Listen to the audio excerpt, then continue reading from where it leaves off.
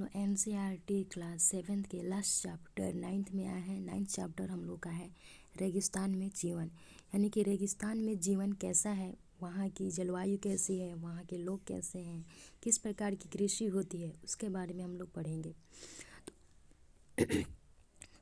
अध्याय 5 में आप पढ़ चुके हैं कि पेड़ पौधे पशुओं एवं मनुष्यों के लिए जल ही जीवन है, यानी कि जल के बिना इनका जीवन नहीं है। जहाँ पीने के लिए जल ना हो, मवेशियों के चरने के लिए घास ना हो, फसलों के उगने के लिए जल ना हो, ऐसे स्थान पर किसी भी जीव के लिए जीवन कठिन होगा। अब हम विश्व के उन स्थानों के बारे में पढ़ेंगे जहाँ लोग अत्यधिक कष्टकारी तापमान में भी जीना सीख चुके हैं। इनमें से कुछ स्थान आग की तरह गर्म है तो कुछ बर्फ की तरह ठंड है। ये विश्व के रेगिस्तानी क्षेत्र हैं। इन क्षेत्रों में कम वर्षा, विरल वनस्पति एवं चरम तापमान होता है। तापमान के आधार पर रेगिस्तान गर्म या ठंडे हो सकते हैं, यानी कि रेगिस्तान गर्म कब होगा? दिन के समय में रेगिस्तान गर्म हो जाता है, और जितना जल्दी गर्म होता है उतनी ही जल्दी ठंड भी हो जाती है। तो रात के समय में यह ठंड हो जाती है। इन स्थानों में जहाँ कहीं भी थोड़ा बहुत जल उपलब्ध होता है, लोग वहाँ कृषि करने के लिए बस जाते हैं। गर्म रेगिस्तान सहारा। विश्व एवं अफ्रीका महाद्वीप के मानचित्र को देखेंगे तो उत्तरी अमेरिका के यानी उत्तरी अफ्रीका कहने का मतलब कि अफ्रीका का जो उत्तरी भाग है उसके बड़े भूभाग पर फैले सहारा के रेगिस्तान का नाम का पता लगाएं। यह विश्व का सबसे बड़ा रेगिस्तान है और यह लगभग 8.54 लाख वर्ग किलोमीटर क्षेत्र में फैला हुआ है। क्या आपको याद है कि भारत का क्षेत्रफल 3.2 लाख वर्ग किलोमीटर है। सहारा रेगिस्तान 11 देशों से घिरा हुआ है। अब 11 देश कौन कौन से हैं? जो 11 महादेश के नाम हैं वो 11 देश हैं: पश्चिमी सहारा, मोरक्को, अल्जीरिया, ट्यूनीशिया, लीबिया, मिस्र, सूडान, चाद, नाइजर, माली, मॉरिटानिया, नाइजीरिया। ये हमारे 11 देश हैं जो सहारा रेगिस्तान से घिरा हुआ है। इसके लिए आप चित्र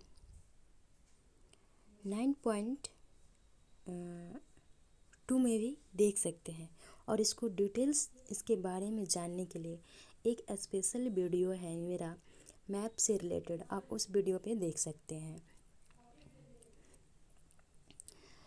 उसके बाद आते हैं तो वो देश कौन कौन से हैं। इसमें देश का भी वो नाम दिया हुआ है: अल्जीरिया, चाद, मिस्र, Libya, Mali, Mauritania, Morocco, Niger, Sudan, Tunisia और पश्चिमी सहारा। ये हमारे 11 देश हैं। इन 11 देशों के बारे में मैप पे भी दिखाया गया है 9.2 में।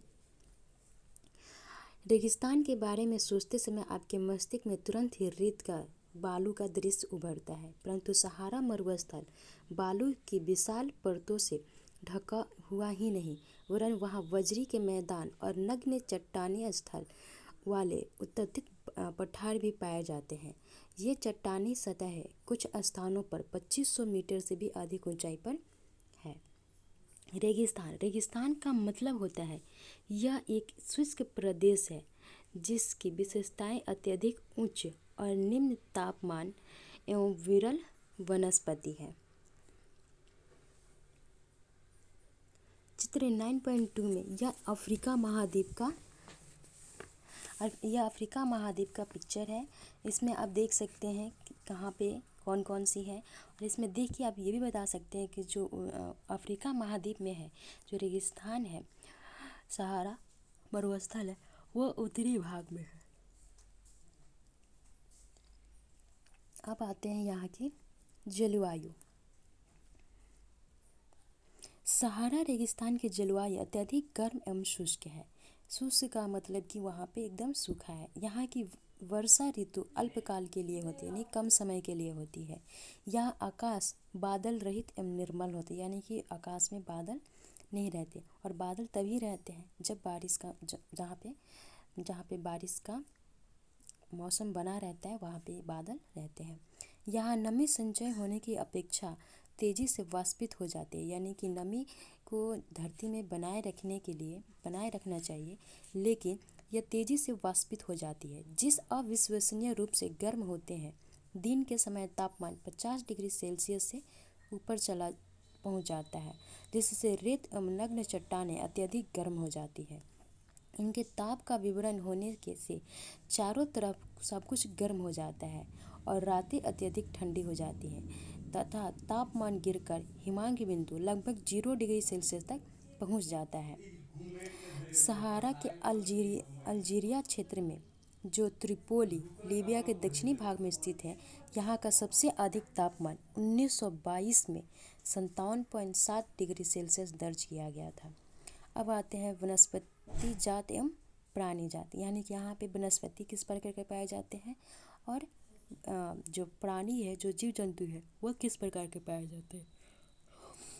सहारा रेगिस्तान की वनस्पतियों में कैक्टस, ये भी इसमें कांटे ज़्यादा होते हैं, खजूर के पेड़ एवं एकेशिया पाए जाते हैं। यहाँ कुछ स्थानों पर मरुधान खजूर के पेड़ों से घिरे हरित द्वीप पाए जाते हैं। अब यहाँ पे जानवर कौन कौन से पाए जाते हैं। ऊंट, लकड़बग्गा, सियार, लोमड़ी, बिच्छू, सांपों की विभिन्न जातियाँ एवं छिपकलियाँ यहाँ के प्रमुख जीव जंतु हैं। एक साइड में क्वेश्चन दिया है, क्या आप जानते हैं वैज्ञानिकों को तो यहाँ से मछलियों के कंकाल भी मिले हैं। आपके अनुसार यहाँ क्या हो सकते हैं, ये आपको सोचना है।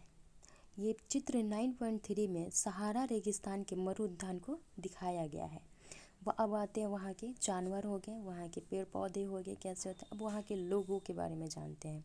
सहारा रेगिस्तान की कष्टकारी जलवायु में भी विभिन्न समुदायों के लोग निवास करते हैं, जो विभिन्न क्रियाकलापों में भाग लेते हैं। इनमें बेदुइन एवं तुआरेग भी शामिल है। जलवासी जलजाति वाले लोग बकरी, भेड़, ऊँट एवं घोड़े जैसे पशुधन को पालते हैं। इन पशुओं से इन लोगों को दूध मिलता है और इनकी खाल से ये पेटी, जूते, पानी की बोतल बनाने के लिए चमड़ा प्राप्त करते हैं तथा पशुओं की बालों का उपयोग चटाई, कालीन, कपड़े एवं कंबल बनाने के लिए होती है। धूल भरी आंधियाँ एवं गर्म वायु से बचने के लिए ये लोग भारी वस्त्र पहनते हैं। भारी वस्त्र क्यों पहनते हैं कि यहाँ पे जब बालू ही बालू रहती है, तो जब हवा आती है तो हवा के साथ यहाँ पे बालू की जो रेत होती है वो, और धूल भरी आंधियाँ वही होती है जो बालू अपने साथ उठा के ये तेज़ी से बहती है। जैसे कि हमारे यहाँ जब भी जोरों से वायु आती है, आंधी तूफान आती है, तो हमारे यहाँ मिट्टी है, पेड़ पौधे, फिर उसके बावजूद भी बहुत सारी मिट्टी धूलकण उड़ते रहते हैं, लेकिन वहाँ पे तो सिर्फ बालू ही बालू है, इसलिए उड़ते। तो उससे बचने के लिए भारी वस्त्र पहनते हैं। सहारा में मरुद्यान एवं मिस्र के नील घाटी लोगों के निवास में मदद करती है।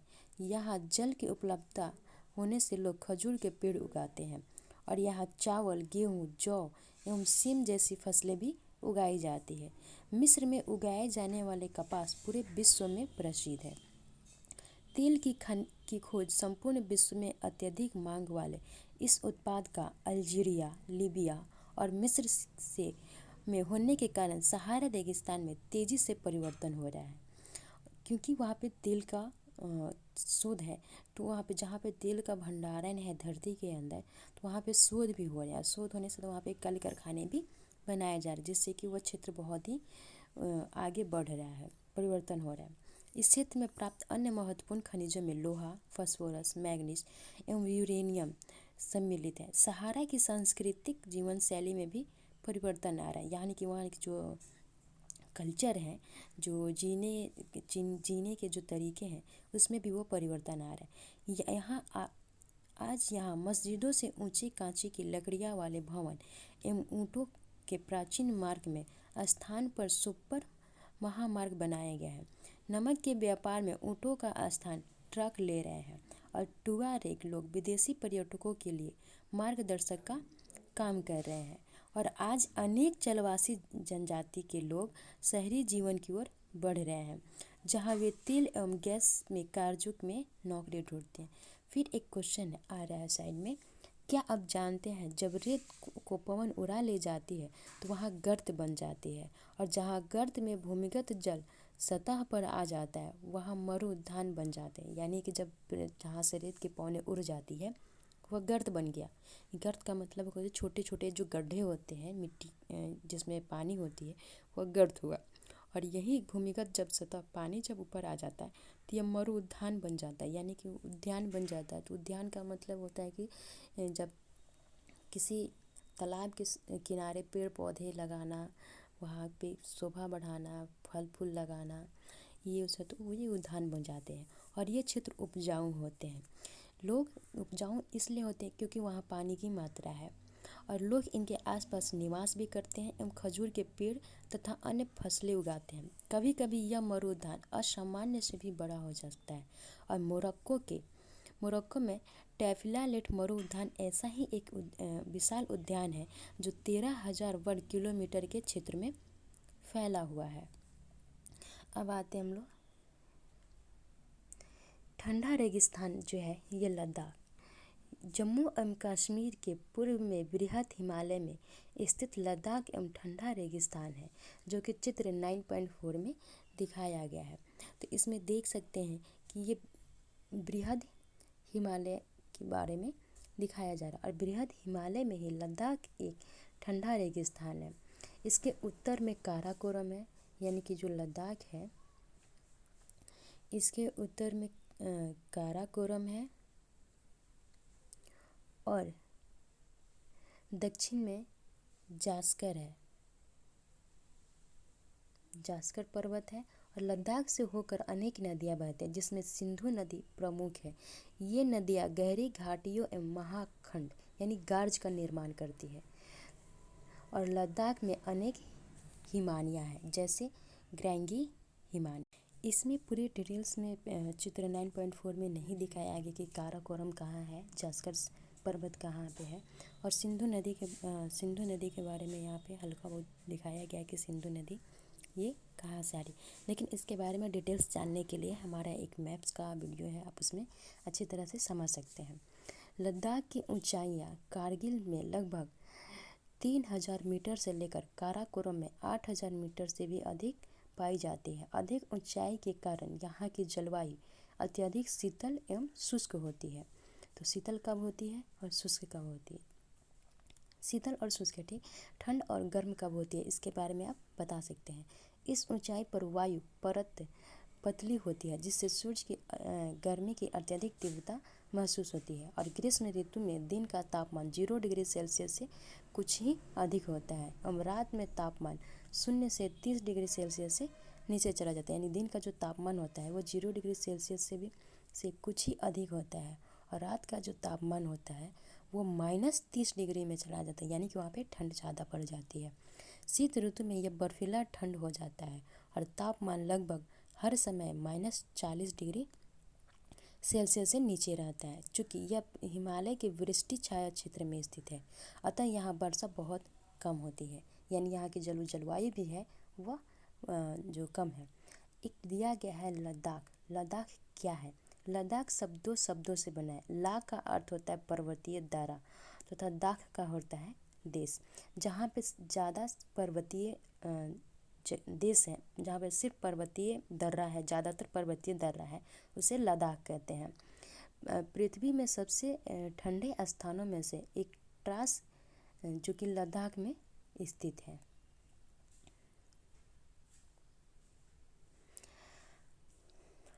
मुश्किल से 10 सेंटीमीटर प्रति वर्ष यह क्षेत्र बर्फीली हवाओं एवं तेज जलाने वाले सूर्य ताप का अनुभव करता है। यह जानकर आपको आश्चर्य होगा कि यदि आप सूर्य की धूप में इस तरह बैठे कि आपके पैर छाया में हो तो आप एक साथ एक समय पर ही उष्माघात एवं तुषार उपघात से ग्रसित हो सकते हैं।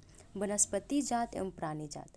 यहाँ उच्च शुष्क यानी कि ये लद्दाख के बारे में हम लोग को जानना है कि वहाँ की वनस्पति जात और प्राणी जात कैसी है।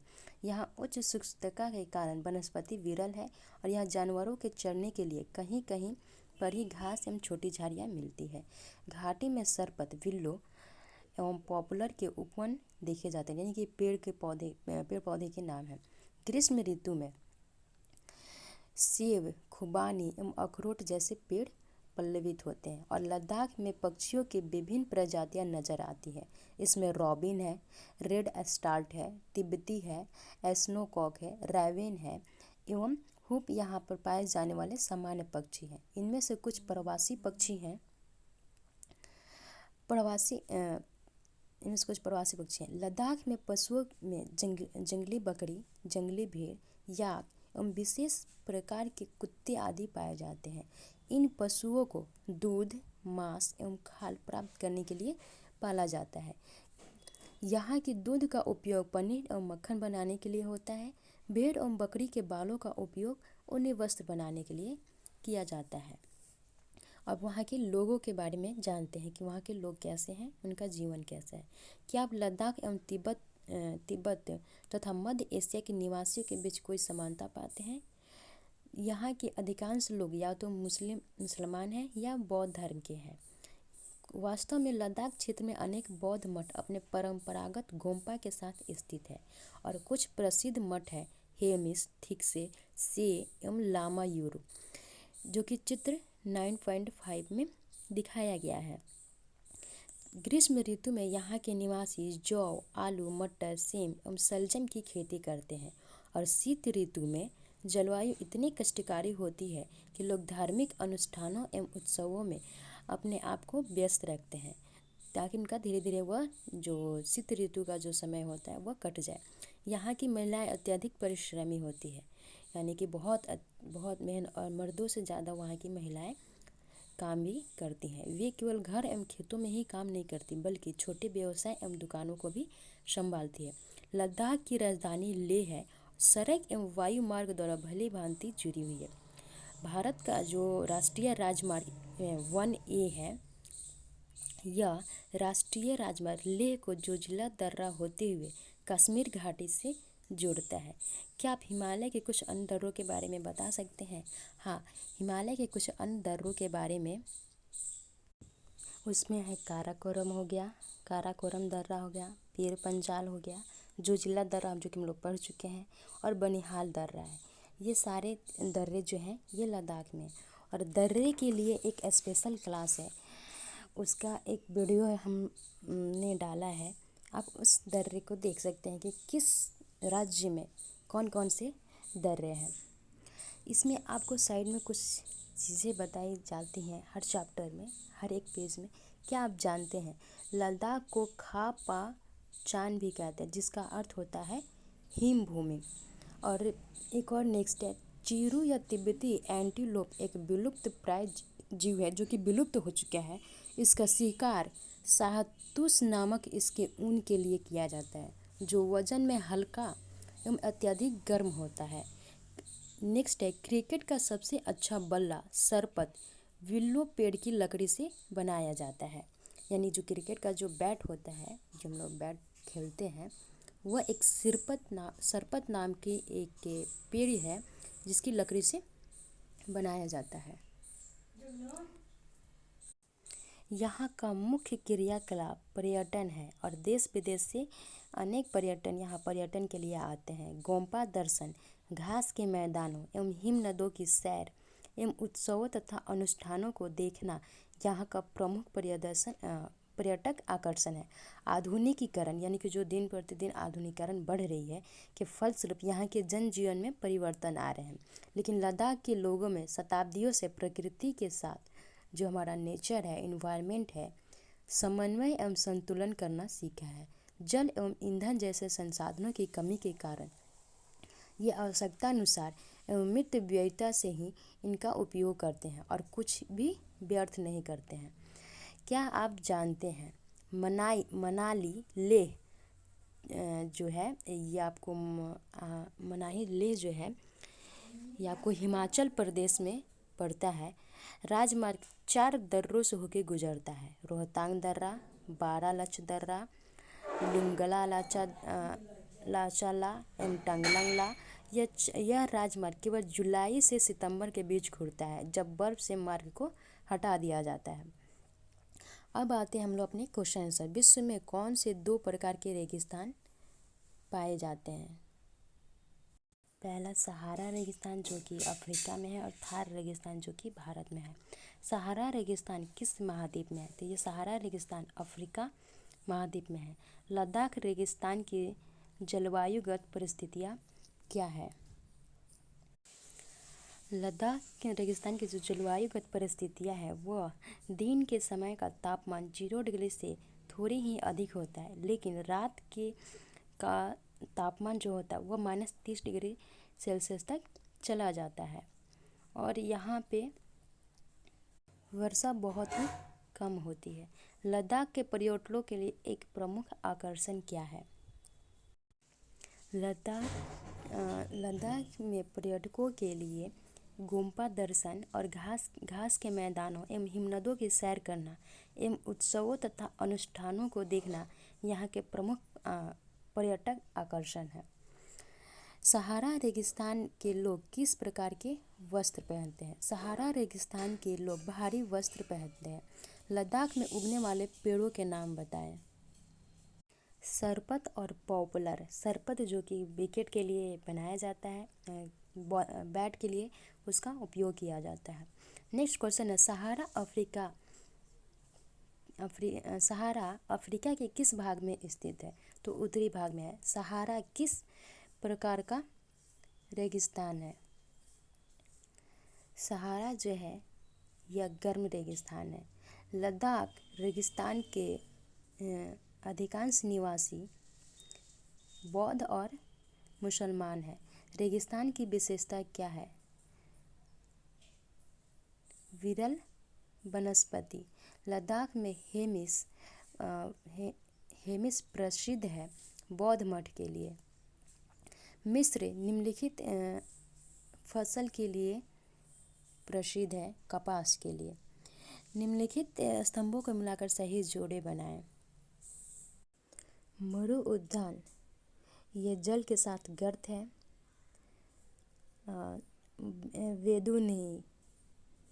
वेदुनी ये सहारा है। तेल है ये ठंडा रेगिस्तान है। गैंगरी है ये हिमनद है। और लामा यूरू जो है यह बौद्ध मठ है। नेक्स्ट क्वेश्चन है रेगिस्तान में अत्यल्प वनस्पति होती है क्योंकि रेगिस्तान में अत्यल्प वनस्पति ये होती है क्योंकि वनस्पति उपजने के लिए वहाँ पे सबसे पहले तो जल की आवश्यकता है जो कि वहाँ पे नहीं है, इसीलिए रेगिस्तान में अत्यल्प वनस्पति होती है। नेक्स्ट है सहारा रेगिस्तान के लोग भारी वस्त्र पहनते हैं क्यों? सहारा रेगिस्तान के लोग भारी वस्त्र इसलिए पहनते हैं क्योंकि वो जो धूल और मिट्टी और बालू के जो कण उड़ते हैं हवा के साथ, उनसे बचने के लिए वो सहारा रेगिस्तान के लोग भारी वस्त्र पहनते हैं। इस प्रकार हमारे क्लास 7th का चैप्टर ख़त्म हुआ। अगर कोई भी डाउट है तो आप चैट बॉक्स में मुझे चैट कर सकते हैं। आपकी हर एक क्वेश्चन की रिप्लाई दी जाएगी। तब तक के लिए थैंक यू, बाय बाय।